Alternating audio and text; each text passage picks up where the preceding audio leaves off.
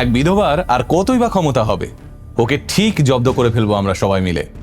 আজ থেকে প্রায় 170 বছর আগে ব্রিটিশ ইস্ট ইন্ডিয়া কোম্পানি ঠিক এমনটাই ভেবেছিল ভারতবর্ষের এক স্বামীহারা নারীকে নিয়ে, আর তাই তারা চক্রান্ত করে সেই রাজ্যটাকে দখল করে নিয়েছিল। আসলে মাথার ওপর থেকে স্বামীর ছায়া চলে যাওয়া মহিলাদের সমাজ বরাবরই দুর্বল ভাবে।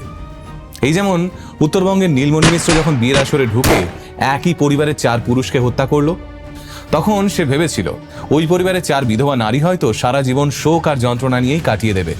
কিন্তু না, চোখের সামনে স্বামীদের নিথর দেহ পড়ে থাকতে দেখার পর মীরা, সাবিত্রী, ঝুমা আর পল্লী মিলে এমন একটা সিদ্ধান্ত নিয়ে ফেলল যা নীলমণি মিশ্র কখনো স্বপ্নেও কল্পনা করতে পারেনি।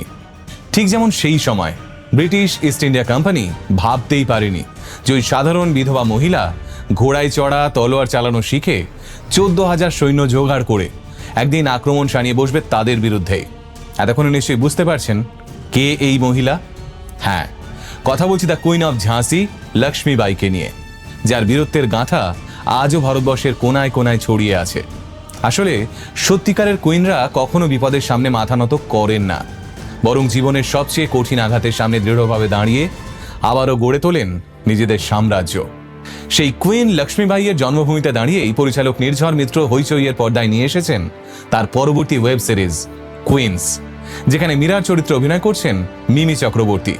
এইবার মীরা, সাবিত্রী, ঝুমা এবং পল্লী এই কুইন্সরা মিলে কি পারবে নিজেদের স্বামীর মৃত্যুর প্রতিশোধ নিতে? সেটা দেখার জন্য কিন্তু আপনাকে চোখ রাখতেই হবে হইচইয়ের পর্দায়।